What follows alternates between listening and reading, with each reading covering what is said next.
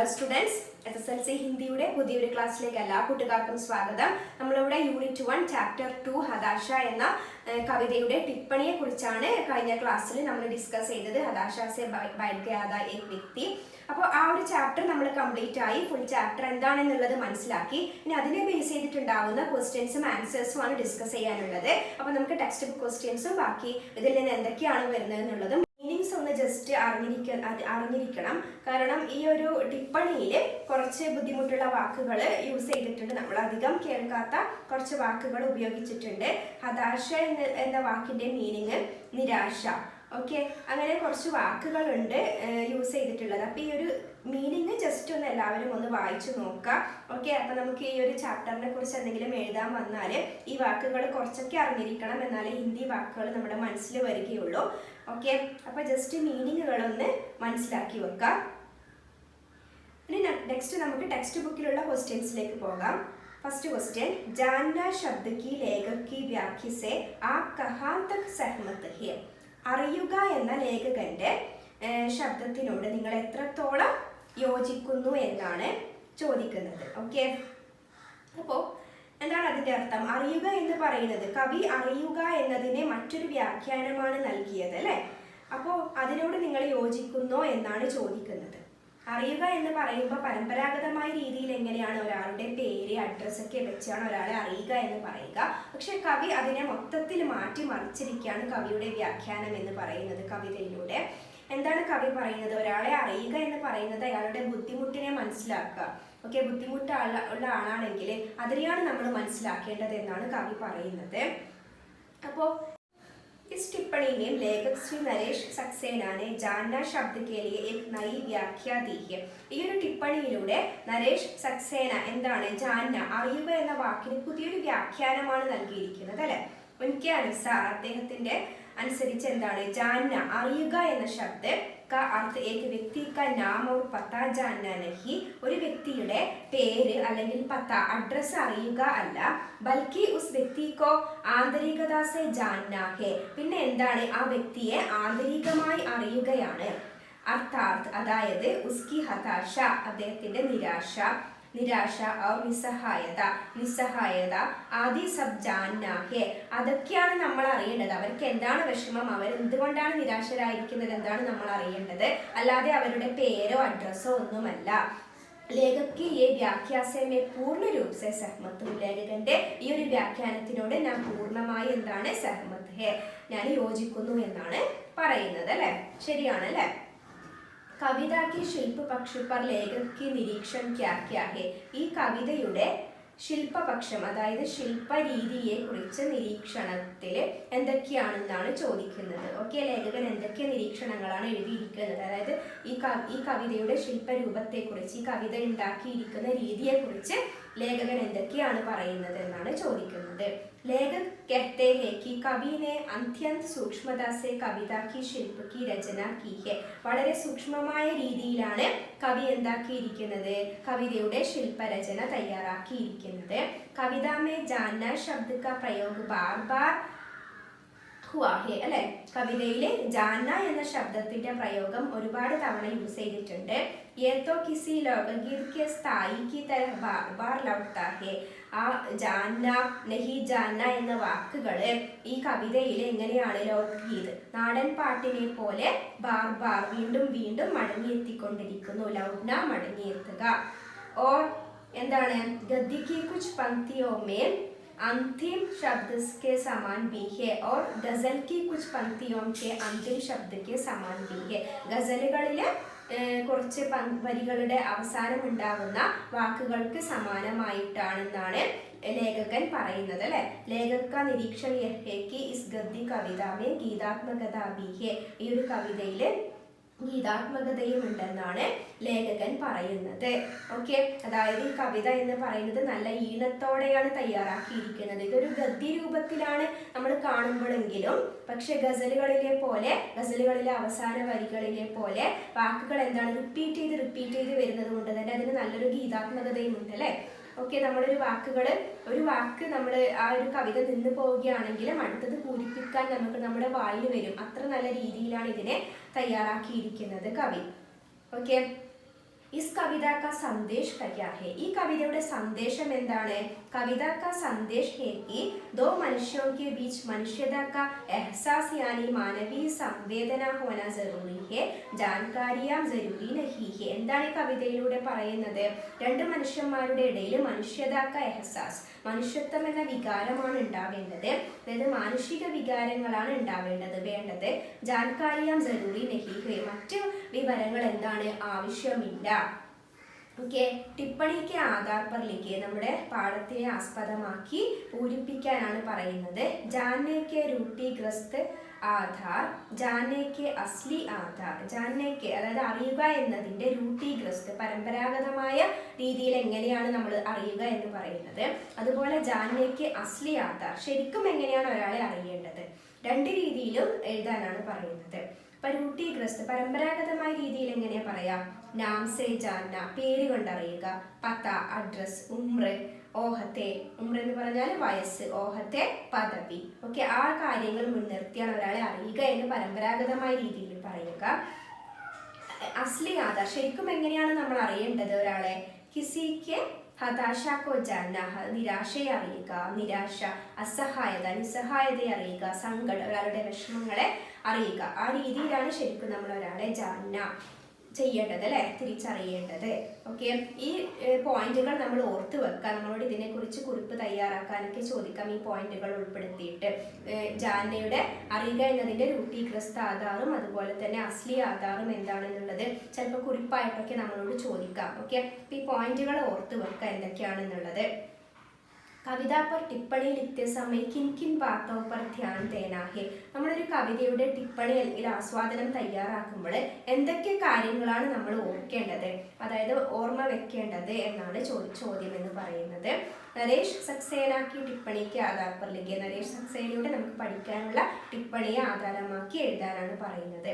കവി കാ പരിചയ और रचना का मूल उद्देश्य. ഓക്കെ, കവിയുടെ പരിചയവും അതുപോലെ തന്നെ ഈ രചനയുടെ ഉദ്ദേശം എന്താണെന്നുള്ളത് നമ്മൾ കറക്റ്റ് എഴുതണം. കവിതക്ക ആശയം നമ്മൾ കംപ്ലീറ്റ് ആയിട്ട് എഴുതാൻ ശ്രദ്ധിക്കുക. ഭാഷ ഓർ രചനാക്കി വിശേഷതായം, അദ്ദേഹം യൂസ് ചെയ്തിരിക്കുന്ന ഭാഷ ലളിതമായ ഭാഷയാണോ, എന്ത് രീതിയിലാണ് രചന തയ്യാറാക്കിയിരിക്കുന്നതൊക്കെ എഴുതാം. ലളിതമാണെങ്കിൽ ലളിതം എന്ന് എഴുതാം. വിശേഷ പങ്ക്തിയോ ഉല്ലേഖ, എന്തെങ്കിലും വിശേഷമായ വരികളോ വാക്കുകളോ യൂസ് ചെയ്തിട്ടുണ്ടെങ്കിൽ അത് എഴുതാം. ശീർഷക്കി സാർത്ഥകത, അദ്ദേഹം കൊടുത്തിരിക്കുന്ന കവിതയുടെ തലക്കെട്ടിന്റെ എത്രത്തോളം തലക്കെട്ട് അതിന് മാച്ചാണെന്നുള്ള കാര്യം കൂടി എഴുതുക.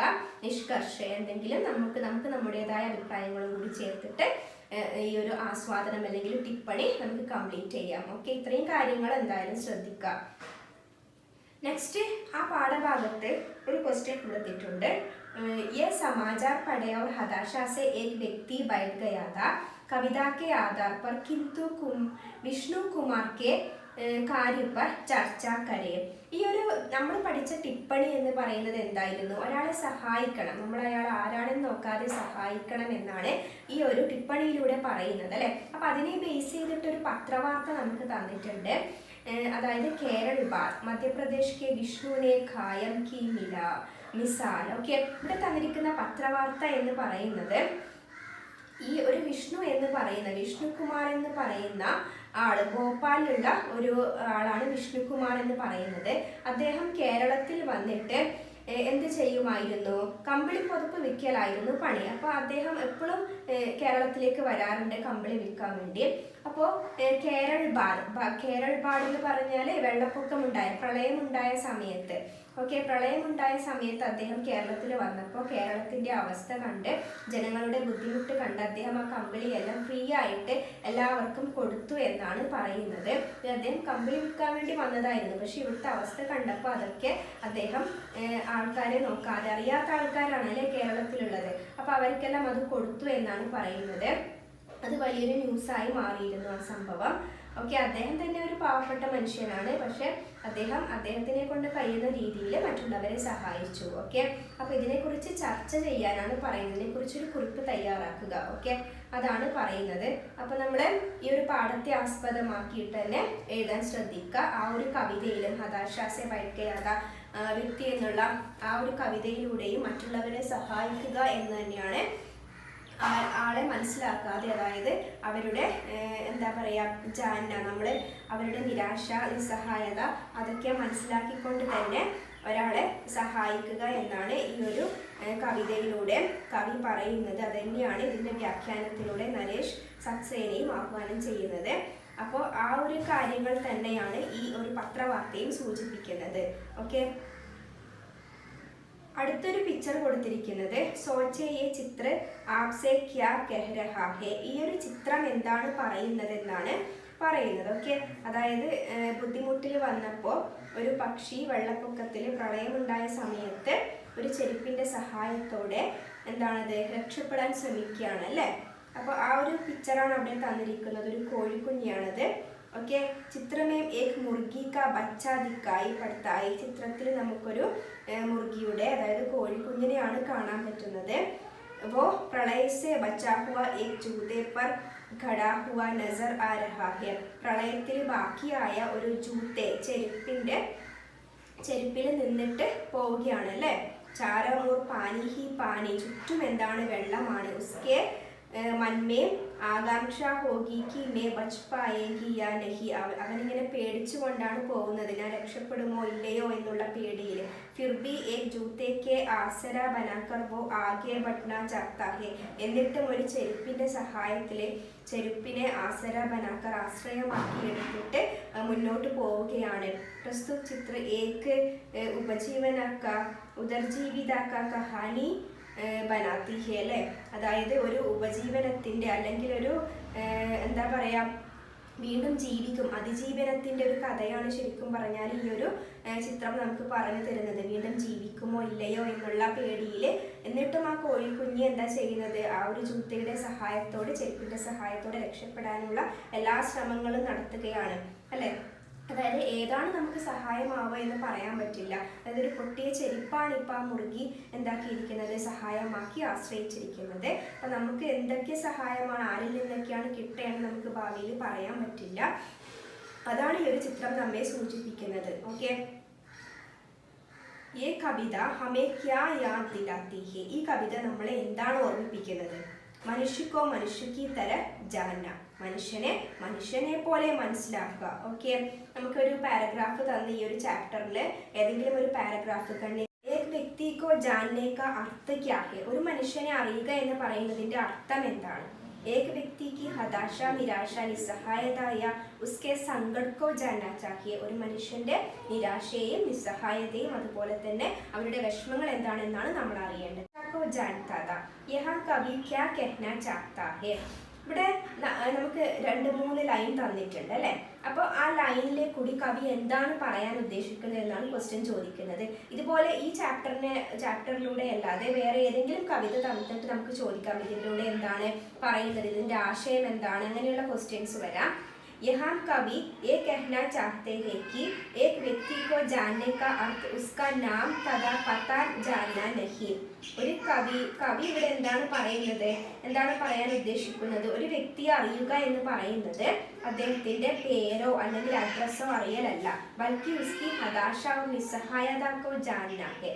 എന്താണ് പിന്നെ നമ്മൾ മനസ്സിലാക്കേണ്ടത്? അവരുടെ നിരാശയും നിസ്സഹായതയുമാണ് നമ്മൾ മനസ്സിലാക്കേണ്ടത് എന്നാണ് കവി പറയുന്നത്. ഓക്കെ, അപ്പോൾ നമ്മളോട് ഇങ്ങനെയുള്ള ക്വസ്റ്റ്യൻസ് വന്നു കഴിഞ്ഞാൽ ഏതെങ്കിലും ഒരു കവിതയിൽ 4 ലൈൻ തന്നിട്ട് നമ്മളോട് ആസ്വാദനം അല്ലെങ്കിൽ അതിൻ്റെ ആശയം അല്ലെങ്കിൽ ഈ കവിതയിലൂടെ എന്താണ് പറയുന്നതെന്ന് ചോദിച്ചു കഴിഞ്ഞാൽ ആ കവിയുടെ പേര് തന്നിട്ടുണ്ടെങ്കിൽ അത് എഴുതാൻ ശ്രദ്ധിക്കുക. അതുപോലെ തന്നെ അതിൻ്റെ ബാക്കി ലൈൻസ്, മുന്നേത്തെ ലൈൻസ് ഉണ്ടെങ്കിൽ അതിൻ്റെ ആശയം കൂടി ജസ്റ്റ് ഒന്ന് കൊടുക്കാൻ ശ്രദ്ധിക്കുക. ഓക്കെ, എങ്കിലേ അത് കംപ്ലീറ്റ് ആവുകയുള്ളൂ, എക്സാമിൽ ഫുൾ മാർക്ക് നമുക്ക് സ്കോർ ചെയ്യാൻ പറ്റുള്ളൂ. അത് നന്നായിട്ടൊന്ന് ശ്രദ്ധിക്കുക. ഓക്കെ, ജസ്റ്റ് ലൈൻ്റെ അർത്ഥം മാത്രം എഴുതി നിർത്താതെ അതും കൂടി ഒരു രണ്ട് പാരഗ്രാഫിൽ എഴുതുന്ന രീതിയിൽ എഴുതാം. ഓക്കെ, ശ്രദ്ധിക്കുക. ഈ ഒരു കവിതയുടെ വ്യാഖ്യാനം നമ്മളോട് എഴുതാൻ നമ്മളുടേതായ രീതിയിൽ വേണമെങ്കിൽ എഴുതാൻ വേണ്ടി ചോദിക്കാം. അപ്പോൾ ഈ കവിത എന്താണെന്ന് എല്ലാവർക്കും മനസ്സിലായെന്ന് വിചാരിക്കുന്നു. അതുപോലെ തന്നെ നരേഷ് സക്സേനയുടെ ടിപ്പണിയും. അപ്പോൾ അതിലെ കുറച്ച് വാക്കുകൾ നമ്മൾ എന്തായാലും ആ മീനിങ്ങിന് കൊടുത്തിരിക്കുന്ന കുറച്ച് വാക്കുകൾ പഠിച്ചു വെക്കാം. ഓക്കെ, അപ്പോൾ ഈ ചാപ്റ്ററിനെ കുറിച്ച് എന്ത് ക്വസ്റ്റ്യൻ ചോദിച്ചാലും നമുക്ക് ഈസി ആയിട്ട് എഴുതാൻ പറ്റും.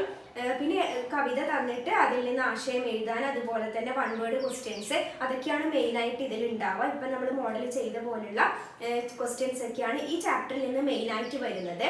ഓക്കെ. അപ്പോൾ ഈ ചാപ്റ്ററിന്റെ കണ്ടന്റ് എന്താണെന്നുള്ള കാര്യം നമ്മൾ എന്തായാലും മനസ്സിലാക്കി വെക്കുക, മറ്റുള്ളവരെ സഹായിക്കുക അല്ലെ, അതന്നെയാണ് മെയിൻ ആയിട്ട് പറയുന്നത്. ആ പത്രവാർത്തയിൽ പറഞ്ഞ പോലെ തന്നെ ആ പത്രവാർത്തയിൽ എന്തായിരുന്നു, വിഷ്ണുകുമാർ മറ്റുള്ളവരെ സഹായിക്കുകയായിരുന്നു, ആരാണെന്ന് മനസ്സിലാക്കുക പോലും ചെയ്യാതെയാണ് സഹായിച്ചത് അല്ലെ. അപ്പോൾ ആ കാര്യങ്ങളൊക്കെ ഓർത്ത കണ്ടന്റ് എന്താണെന്ന് അറിഞ്ഞിട്ട് നമ്മൾ മനസ്സിലാക്കുക എന്ന് പറയുന്നത് ഒരാളുടെ പ്രശ്നങ്ങളെ മനസ്സിലാക്കുക എന്നുള്ളതാണ് അല്ലെ. ആ വാക്കുകളൊക്കെ നമ്മൾ ഓർത്ത് വെക്കുക. നിസ്സഹായത, അതുപോലെ തന്നെ ഹതാശ കോ ജാനന ചാഹിയെ. അവർ എന്താണ്, നമ്മളൊരു മനുഷ്യനെ അവരുടെ പത്ത അല്ലെങ്കിൽ ഉമ്ര, ഓഹത്തെ, പദവി അതൊക്കെ നോക്കിയല്ല നമ്മൾ മനസ്സിലാക്കേണ്ടത്. ആ കാര്യങ്ങൾ, ആ വാക്കുകളൊക്കെ ഓർത്ത് വെക്കുക കേട്ടോ. ഓക്കെ. അപ്പൊ നമ്മൾ എക്സാമിന് എഴുതുന്ന സമയത്ത് അപ്പൊ നമുക്ക് ഈസി ആയിട്ട് അത് ഓർമ്മ വരും. നല്ലോണം വായിച്ചു നോക്കുക, മീനിങ്ങും അതുപോലെ തന്നെ ആശയമൊക്കെ നല്ലോണം വായിച്ച് മനസ്സിലാക്കി വെക്കുക. ഓക്കെ. ഈ ഒരു ചാപ്റ്ററിൽ മെയിൻ ആയിട്ട് ഇത്രയാണ് ഉള്ളത്. അപ്പൊ നമുക്ക് നെക്സ്റ്റ് ചാപ്റ്റർ 3 ഡിസ്കസ് ചെയ്യാം. ഓക്കെ. അപ്പോൾ എന്തെങ്കിലും ഡൗട്ട് ഉണ്ടെങ്കിൽ കമന്റ് ബോക്സിൽ